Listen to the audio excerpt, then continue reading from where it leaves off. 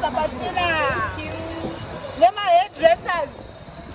Maskane makuwa nasi tani senenge yakazara kuti Sabatina.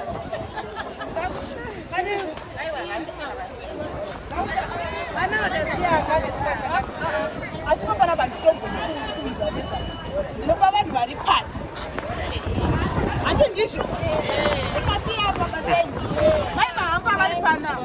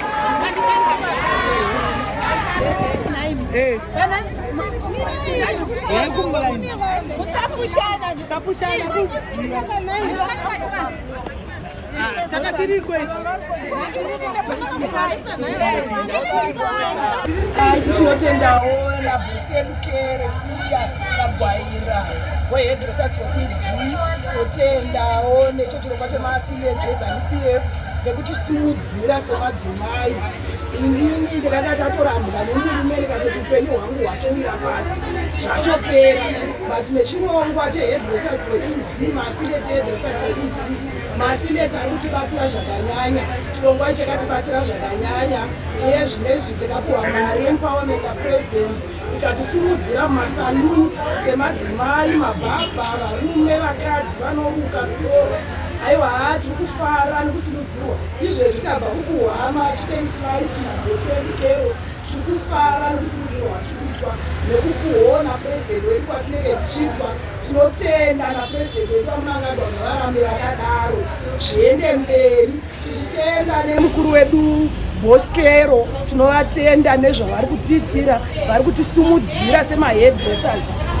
Ezvinezvi kutosumuka takutoonekwawo sevanhu mumasaluni, takukwanisawo kutengawo maproducts ekuti tishandise neempowerment yatakapuwa napresident.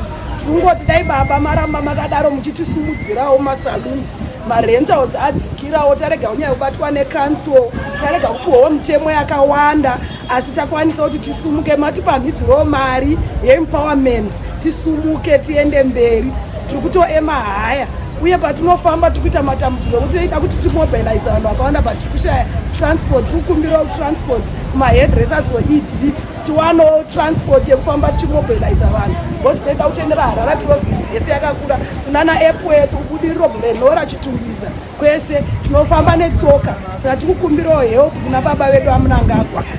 Naizvozvi tinongoti tinotenda Sabatina kudya kuri kuvaka miri, kuri kufadza, pamberi neZANU-PF, pamberi nekubatana, pamberi napresident wedu ID Munangagwa, pasi nemhandi.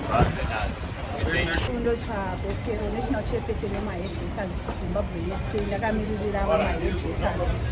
Isusu mahairdressers, we are very happy nezvatiri kuitirwa nababa vedu ID Munangagwa through his vision 2030. So far vakwanisa kufulfilla Vision 2030. As hairdressers, Taba gets empowered. We are now equipped with so many projects. Tirikuwa na mari, tinema projects, tirikuwa na containers, tirikuwa na huku, tirikuwa na zvakasiyana sema hairdressers. So chikumbiro chedu chatachikumbira pa NDS 2. Tine challenge yekutanga tax. Tax yatakapuwa as my hairdressers is too high.